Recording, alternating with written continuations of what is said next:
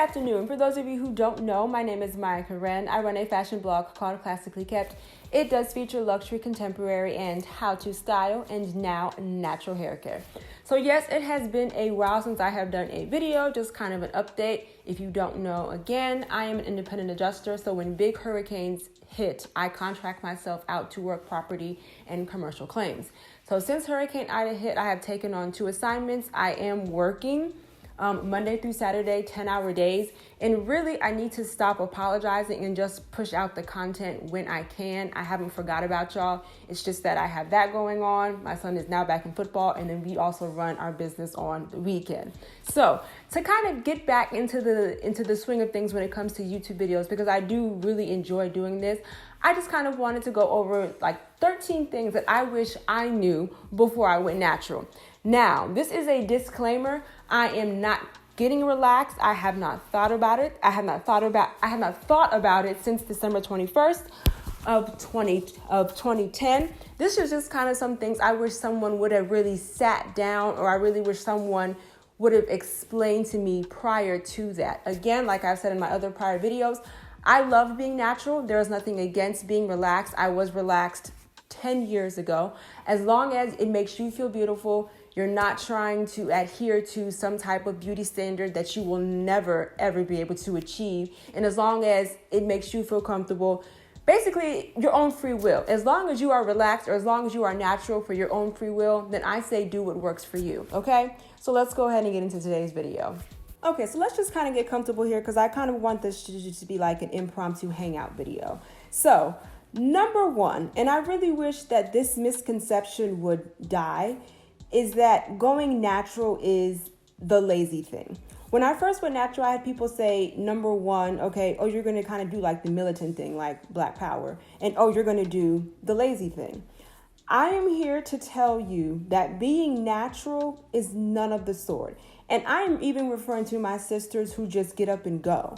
I'm referring to my sisters who do the wash and goes. I'm referring to the sisters who do the pineapple method, and they just take their hair down and then they, scrunch it, do whatever it is that they do, spritz it, scrunch it, revitalize their curls.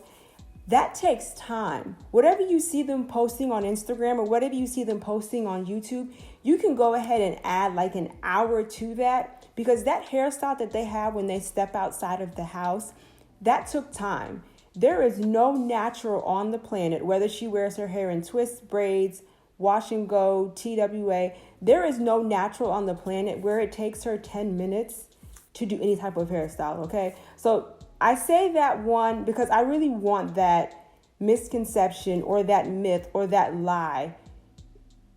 Because as a matter of fact, it takes me longer to do my hair than when I was relaxed. Even though I was getting relaxers like every 2 months, I was still maintaining at home.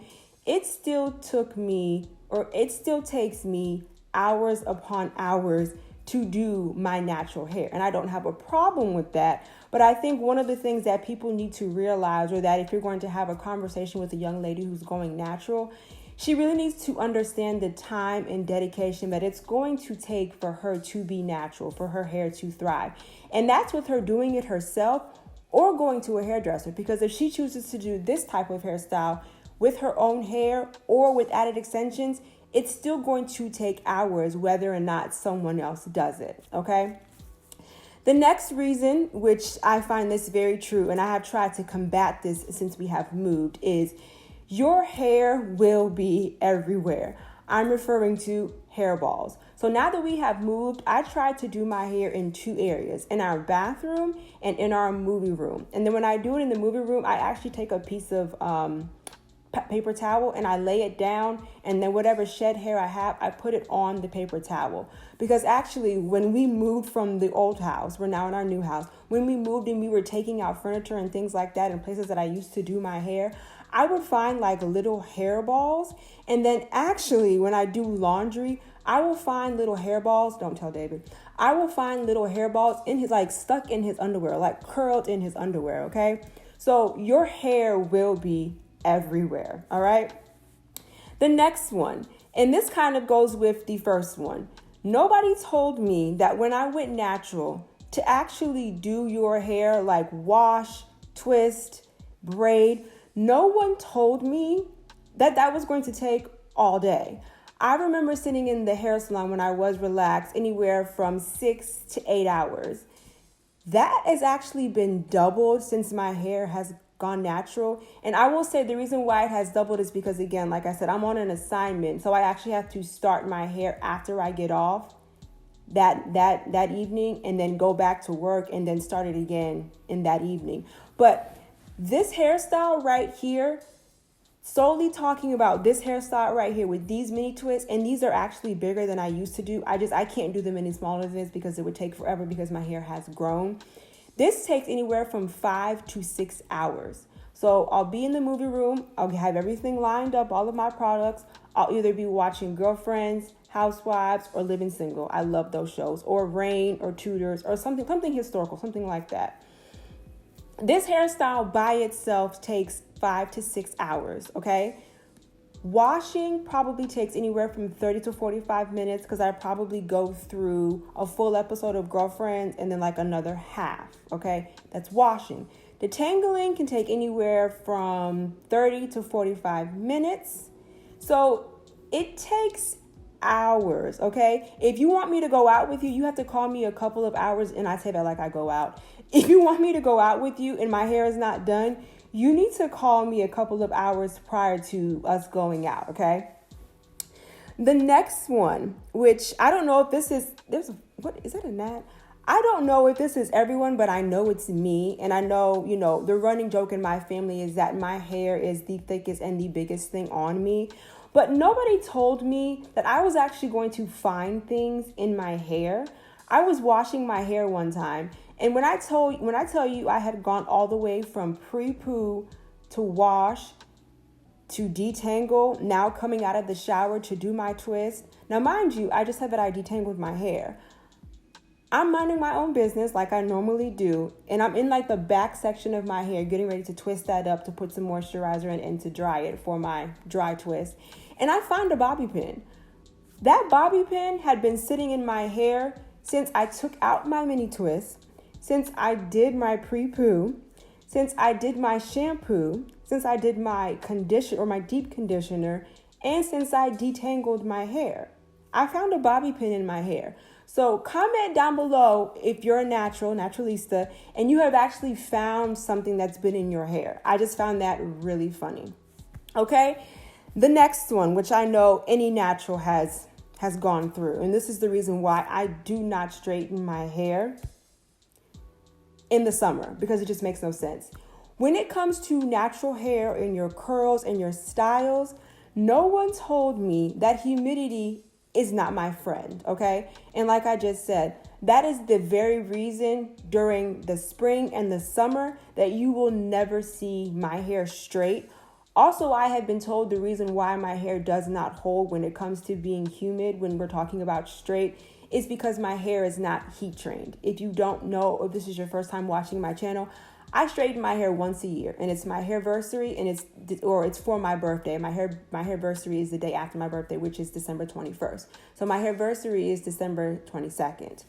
That is the only time. But I tried the wash and go. Wash and goes and I are not friends, but just the humidity. And I live in the Carolinas. I live in the South, so the humidity is ridiculous. I tried a wash and go. I was looking really cute when I left the house, okay? I have a garage. I come out of the garage. I'm getting ready to do a little grocery shopping. I kid you not.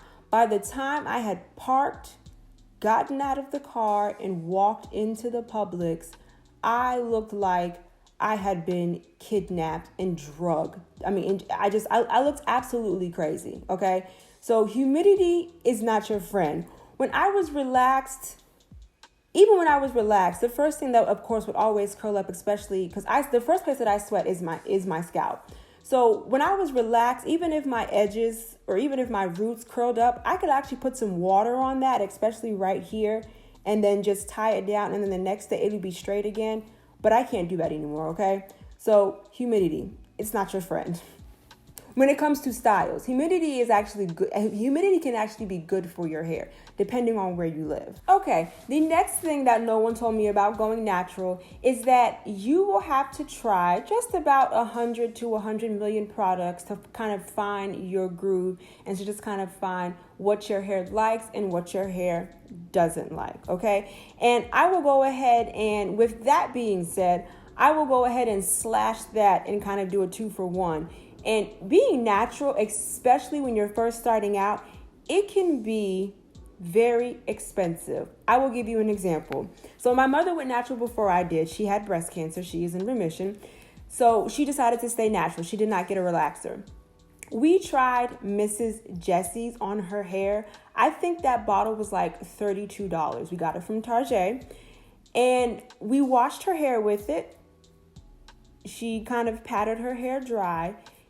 And when we sat down to actually just twist her hair for the night and put some moisturizer in it, it looked like she had stuck her head in a socket, okay? We actually had to rewash her hair because there was nothing that we could do with her hair. We actually had to rewash her hair and get that product out. So I say that to say that what works on somebody, because it worked fine with me. I just didn't too much care for the smell. It worked okay on me. I have since found products that I absolutely love, but it didn't work on her. That was a wasted bottle, and it was $32. That's one product, okay? I think it was the conditioner, the curl. I don't remember. It was one product, okay?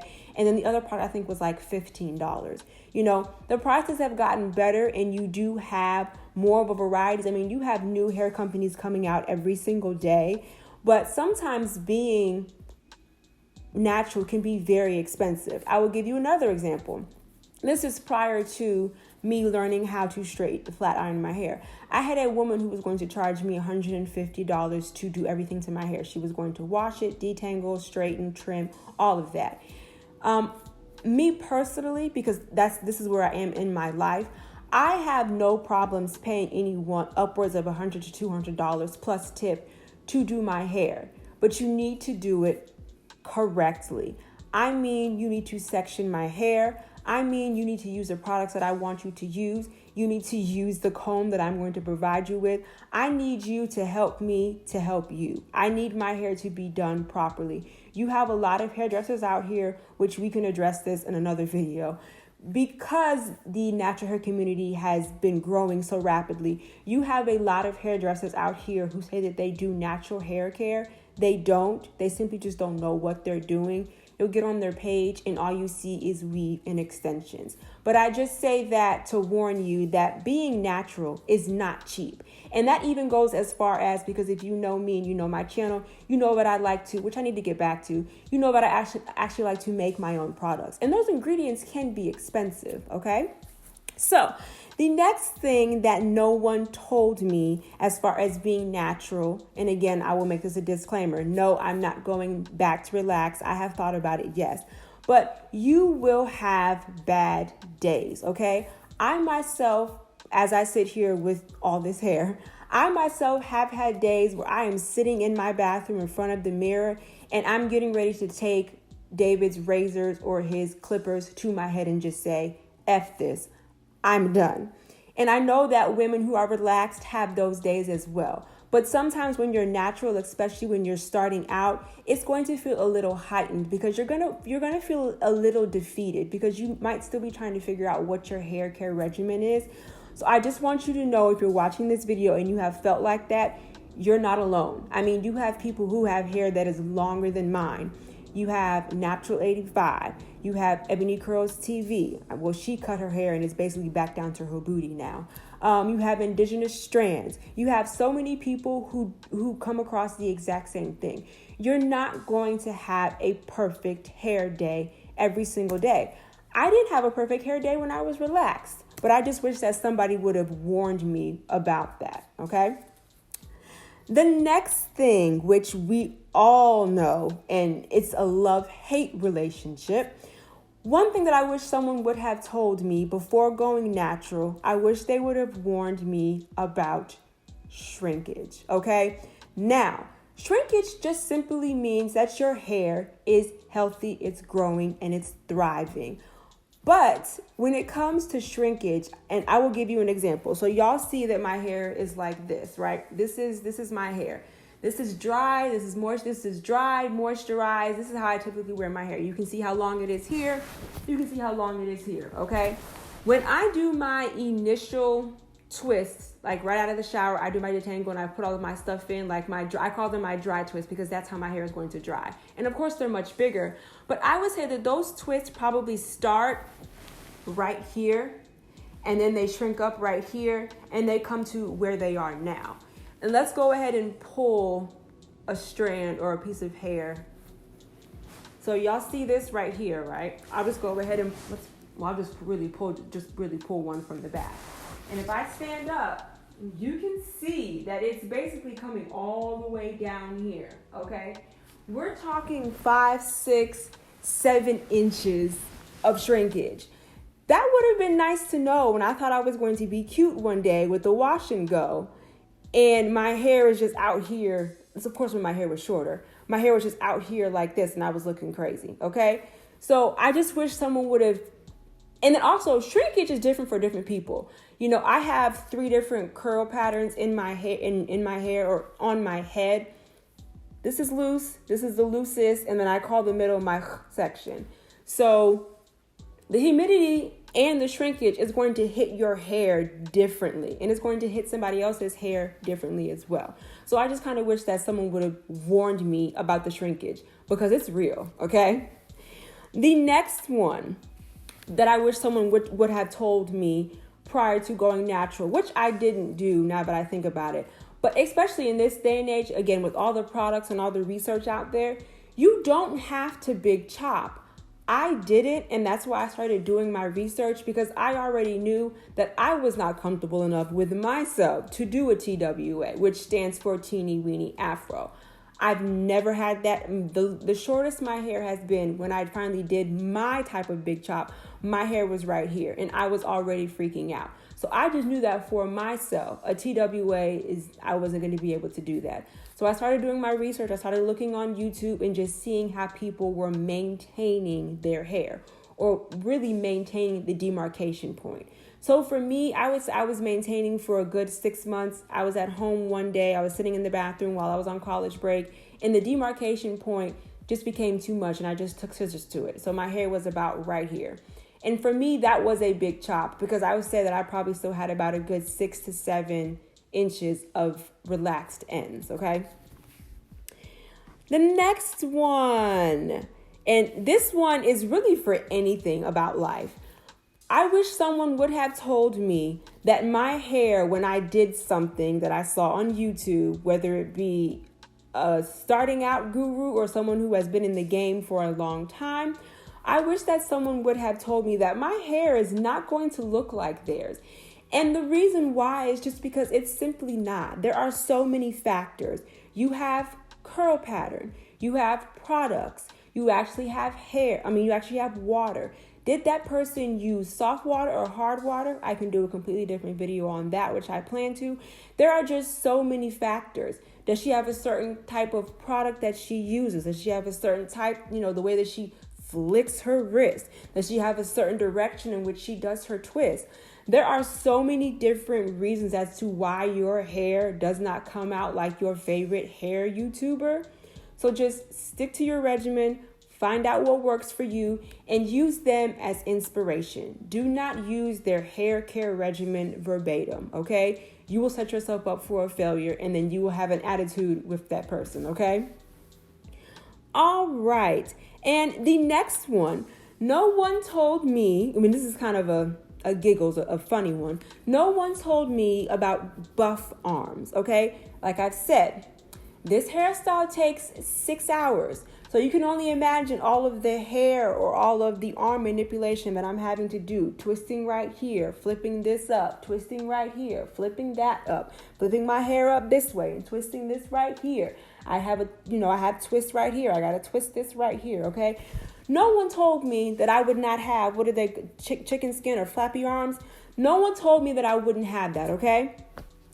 And then the very last one, which I am always harping on, which I'm always preaching about, No one told me when I went natural that in order for this journey to be successful, in order for my hair to thrive and grow, and in order for me to actually fall into my regimen like second nature, that I myself, Maya Karen, was going to have to love and embrace my hair and the hair that was already on my head. I've said it before and I've said it again. Whoever it is you believe in, the man upstairs, God, Jehovah, whoever you believe in, if you do not embrace or if you are not appreciative of what you already have on your head, why would he bless you with more? Okay? The journey is not going to be easy. You're going to have people who may stop talking to you. You're going to have people, like I said before, do the militant thing, Black Power. You may have people like, well, why you want to do that? Enjoy the journey, and you have to embrace your hair. I'm talking all of it, the shrinkage, the texture, all of it, okay? You have to embrace all of it in order to be blessed with more. So that is it. Those are all of the things that I wish I would have known before I went natural. In the comments, let me know if I missed anything, or let me know something that you would have liked to have known before you went natural. I just want to remind you that here on YouTube, I do upload videos every Wednesday and Sunday. And then, of course, right here, I'll put my Instagram handle. Thank you so much for hanging out with me, you guys. I will see you later. Bye.